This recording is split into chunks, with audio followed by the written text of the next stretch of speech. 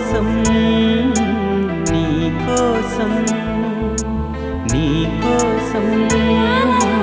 నీ కోసం